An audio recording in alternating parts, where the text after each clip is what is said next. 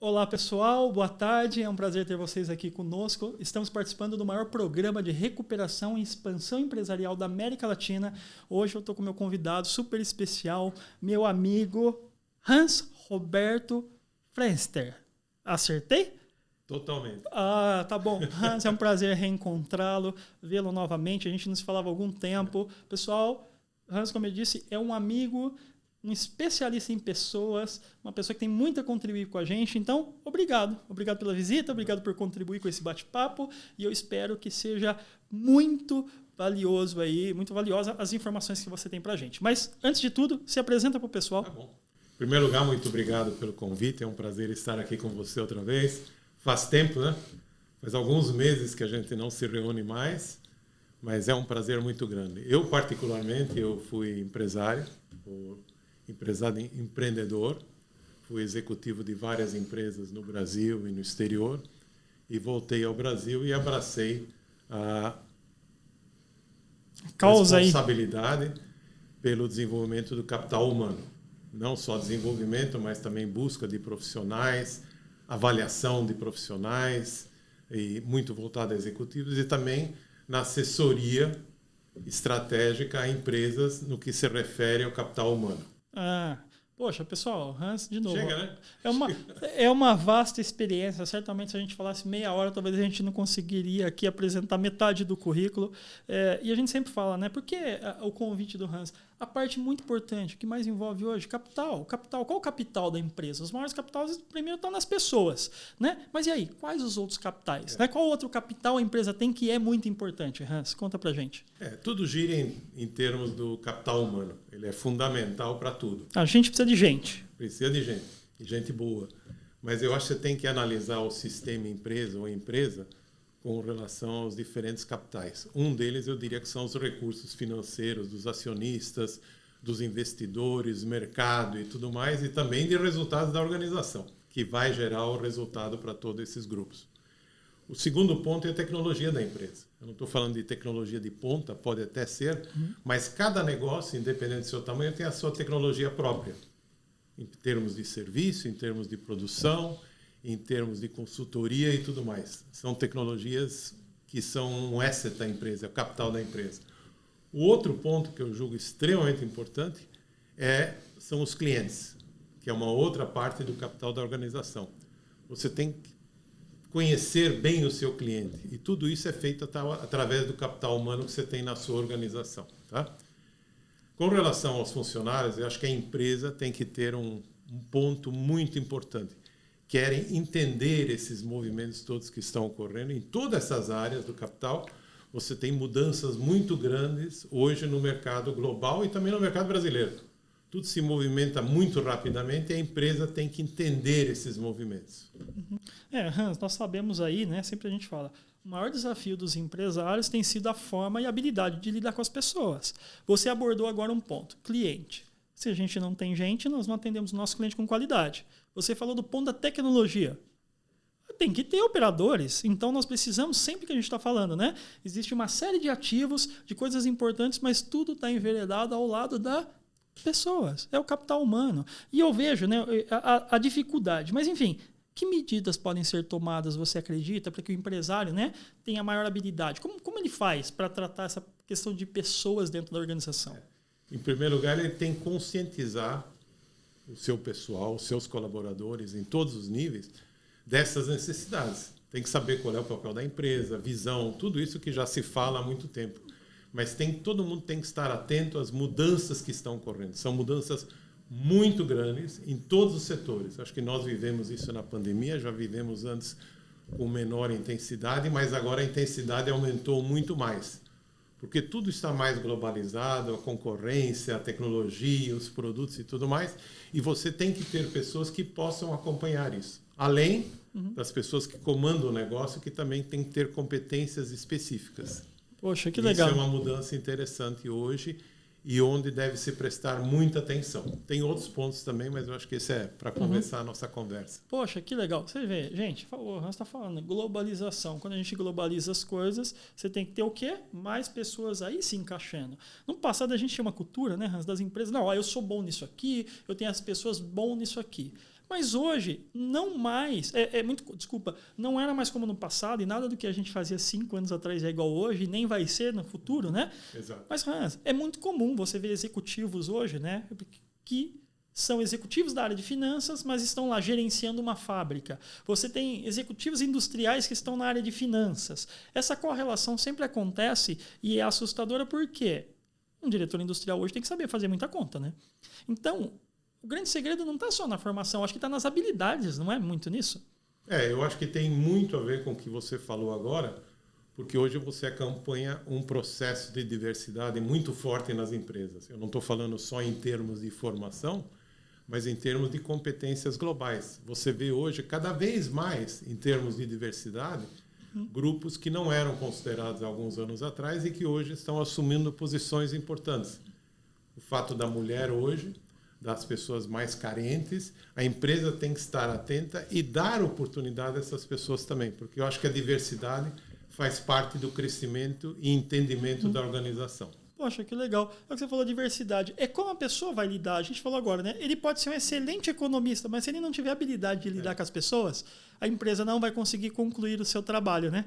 E isso é uma loucura. Mas vamos lá, Hans, uma pergunta aqui que eu acho que não quer calar para ninguém, para nem todos os empresários. Ok, você falou, tem um aspecto técnico, eu achei super legal, mas vamos lá. Como uma empresa especializada ou como um profissional como você pode ajudar o empresário nessa meta aí, nessa etapa?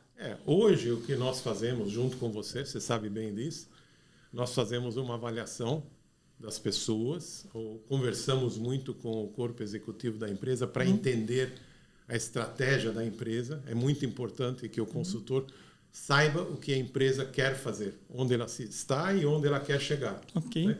Então, a gente faz esse trabalho para alinharmos a nossa atuação a nível estratégico também. E o segundo ponto é entender o nível de comunicação que existe dentro da empresa nos outros níveis e a competência que os gerentes ou executivos, líderes, supervisores ou coordenadores de projeto conhecem. Né? Porque antes o modelo era um, hoje é outro. Hoje, quando você fala em home working, esse negócio todo, você pega hoje na Itália, é chamado de smart working. O home office hoje é um smart working na Itália. Aqui continua chamado de home office. Home office. Então, a ideia é entender a estratégia da empresa e como avaliar tudo isso. Entende? Você avalia as competências dos seus executivos, dos seus gerentes, dos seus colaboradores. Perfeito. Não só para entender, mas também formando. Ou seja, reformulando a abordagem deles, que às vezes as competências de 3 anos atrás hoje não são suficientes. E muitas empresas ficam em dúvida, porque são pessoas que contribuíram muito com a organização e que precisam de uma ajuda. Então, esse é um dos nossos papéis quando falamos em consultorias. E muitas vezes nós buscamos profissionais de mercado para atender às novas necessidades, inclusive em termos de tecnologia, em termos de produção, em termos de vendas e tudo mais. Por exemplo, antes se dava uma importância muito grande para o cliente. Hoje, o cliente é fundamental. É um capital da empresa, que se você não entende como o cliente enxerga você e como ele vê aquele serviço que você presta, você provavelmente tem um risco muito grande. Quanto mais próximo você estiver ao seu cliente, mais resultados você vai obter e referências também. Então, também é importante você ajudar o seu cliente com programas de formação, através das mídias, o que for, para que você se aproxime cada vez mais do mercado. Então, tem várias ações que a gente participa a nível estratégico e também de execução na formação, preparação e desenvolvimento dos colaboradores para o novo movimento. Legal. Tá? Pessoal, o que o Hans está falando é o seguinte. Então, assim, às vezes, antes a gente olhava muito, né? Antes a gente tinha cultura. Vamos olhar o currículo daquela pessoa. Aquela pessoa pode ter excelente currículo, mas não ter as habilidades porque aquele cargo precisa. E a empresa, quando te busca, para que você faça talvez até uma parte desse processo de formar ou até trazer alguma pessoa pronta para atender aquelas exigências, você acaba aí filtrando, então, para a empresa a melhor perspectiva de pessoa, de capital humano para aquela vaga. Você define, então, uma estratégia, se eu estou entendendo bem, junto com aquela empresa, junto com as suas estratégias e objetivos futuros e adapta um executivo existente ou traz um outro executivo para exercer aquela função. É isso? Exatamente. Então, esse é o papel fundamental da direção da empresa. Poxa, e que de legal. todos os gerentes. Poxa. Porque se você não tiver as pessoas adequadas, você perde o passo. Ou seja, perde mercado, perde movimento, uma série de coisas. Então, a ideia é que realmente esse pessoal esteja preparado para atender quem? O cliente, as necessidades de tecnologia, as necessidades de capital, ou seja, o conjunto de coisas. E isso você tem condições de fazer e é uma responsabilidade da empresa hoje. Poxa. Você pode ver, eu tive um exemplo rapidíssimo. Eu fiz uma consulta Microsoft ontem, tá? Olha o furo, pessoal. Furo de reportagem. Sobre o processo deles, a ferramenta deles. E, para minha surpresa, 2 horas depois veio uma pergunta para mim, no e-mail, perguntando se eu estava satisfeito com o atendimento dado. Posso falar uma coisa? Não foi atendimento virtual, não foi atendimento pessoal, não foi nada. Foi só pela consulta que eu fiz via internet. Poxa, gente. Tem coisa melhor? Mais do que nunca as coisas mudaram, a forma de se comunicar é diferente. E quando a gente falou, como que você vai fazer alguém representar a tua empresa e está dando a oportunidade para aquela pessoa falar do teu negócio para o cliente? Porque sempre teve uma coisa meio subestimada, né? Nas questões comerciais a gente vê muito, né? Não, bota o cara lá, ele vai vender, ele fala bem, né? Mas, pessoal, isso é muito sério. Você está falando do project da tua empresa, do teu negócio, do teu futuro durante um ano. Então, você tem que escolher bem a pessoa que vai estar junto com você e escolher bem o profissional que vai te assessorar para contratar essas pessoas. Hans, eu vou entrar num assunto aqui que é um pouco diferente, não está no nosso script, mas acho que você pode me ajudar. Hoje, você faz testes em alguns profissionais, porque o cara pode ter, às vezes, um bom currículo, mas nós discutimos há pouco, né, de uma empresa que contratou uma pessoa, fez a aplicação de um teste posterior à contratação e descobriu que a pessoa tinha um perfil psicopata. Como que você convive com isso dentro da organização? Então, assim, o teu trabalho também inibe esse tipo de problema dentro do processo de contratação?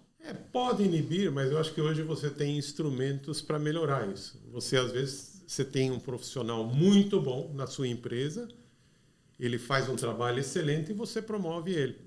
Só que ele não tem aquela competência e não tem o perfil psicológico ou da personalidade para ser um líder de pessoas. Tá? Então, a gente tem capacitação para testar pessoas. E a mesma coisa com relação ao mercado. Nós não testamos todo mundo. Nós testamos aqueles que têm as melhores competências para evitar riscos. Eu acho que todas essas técnicas que existem hoje, inclusive de dinâmica de grupo, para ver o comportamento dos times, o comportamento das pessoas, todas essas ferramentas são introduzidas ou são utilizadas para minimização dos riscos, tá? Que acho que uma contratação é cara, uma promoção é cara, se não der certo. Pode ser um desastre. Então, a gente tem formas de minimizar esses riscos. E a gente faz isso normalmente, você sabe, nos seus projetos também. Tá bom, entendido. Então, pessoal, você lá, empresário, você às vezes tem um excelente gerente, você quer promover ele a diretor, você perde o gerente, ganha um péssimo diretor e causa um problema para a tua empresa. Você tem que ter um pessoal para te apoiar, para que você mitigue esses riscos. O que eu acho que o Hans falou de uma forma muito sintética foi: cria um monte de ferramenta que permita você avaliar melhor a promoção ou essa contratação, né? Você faz os testes para que você... E riscos de errar temos, ok? Mas você mitiga esses riscos. Pô, super legal. Hans, a gente vai indo para o nosso encerramento. Eu quero fazer aquela pergunta de $1 milhão. Essa é toda a entrevista está tendo essa pergunta. Dica ao empresário brasileiro sobre capital humano. É uma dica, é aquela dica que é a mais especial. O que você tem para o empresário brasileiro? Qual a maior dica? Eu acho que o comportamento humano é fundamental para o sucesso da organização. Uma pessoa não faz milagre, certo? Então, o que eu sugiro ao empresário em geral? Eu sei que muitos estão atentos a isso, mas acompanhar as mudanças muito rápidas que acontecem no mercado hoje, não só o mercado relativo ao capital humano, mas tudo mais, para que você possa trabalhar junto com o seu pessoal para atender essas mudanças e, inclusive, criar coisas novas e sair na frente do mercado. Eu acho que o importante é entender e agir em todos os níveis. Moral da história é agir rápido. O empresário tem que antenar das novidades, as mudanças que envolvem tudo na organização, mas também as pessoas. E de maneira simples e rápida. Tem muita coisa que pode ser feita de maneira simples ao invés de você criar grandes modelos.